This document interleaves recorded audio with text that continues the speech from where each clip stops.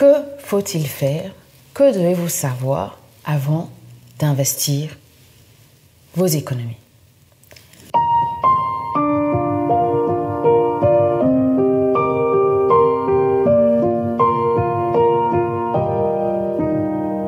Hello, bonjour, je m'appelle Céline.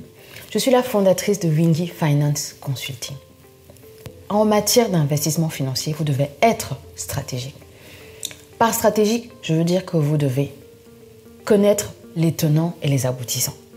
Vous ne pouvez pas vous permettre de prendre des risques qui ne sont pas calculés avec un argent que vous avez durement gagné. De nombreux experts recommandent fortement d'investir en bourse, la crypto-monnaie, le Bitcoin notamment. Avant d'investir votre argent dans des placements financiers, assurez-vous de bien les connaître. Assurez-vous également que vos arrières sont couverts. Par arrière couvert, j'entends l'investissement immobilier. Vous ne pouvez pas vous permettre d'investir dans les placements financiers si vous n'avez pas encore investi dans la pierre. L'investissement immobilier, c'est la base de la pyramide des investissements. C'est la base, c'est le socle, c'est la structure de votre stratégie d'investissement à long terme. Vous avez besoin d'une base solide pour le futur. Vous avez besoin d'une base robuste pour vos investissements financiers futurs. Raison pour laquelle vous devez commencer par l'investissement immobilier, qui, à mon sens, est la base. C'est la base, c'est également la sécurité. Après l'investissement immobilier, je recommande d'épargner 3 voire 6 mois de salaire. Cela vous permet d'avoir suffisamment de liquidité pour pouvoir financer les dépenses imprévues, mais éventuellement financer un petit business, que ce soit ici ou en Afrique.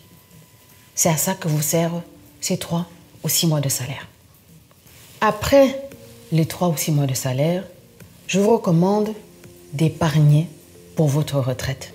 D'ailleurs, toutes les banques proposent différents fonds en fonction de votre profil de risque pour épargner pour votre retraite.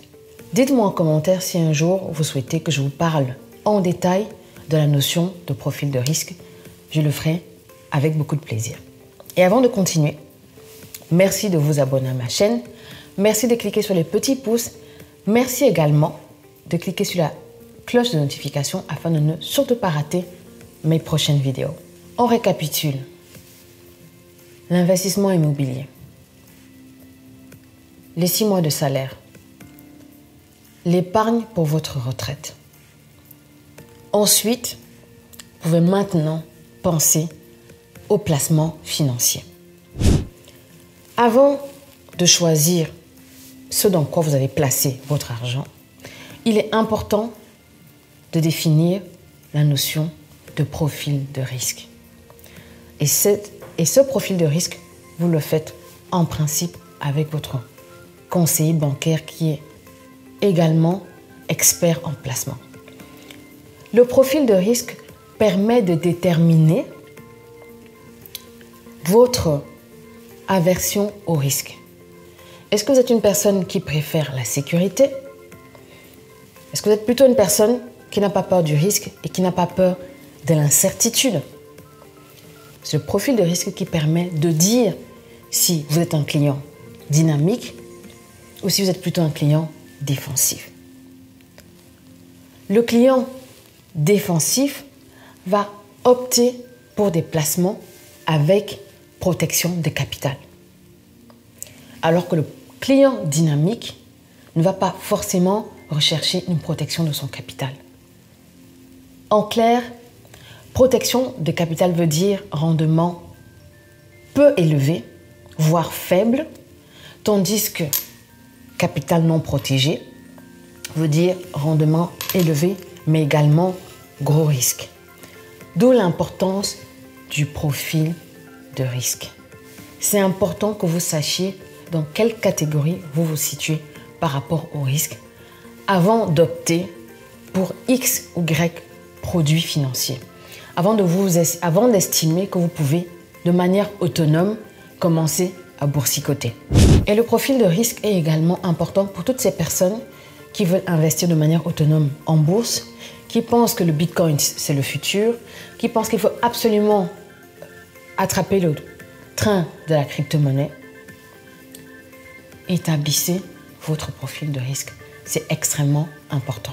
Dites-moi en commentaire si vous voulez que je vous fasse une vidéo sur la crypto-monnaie.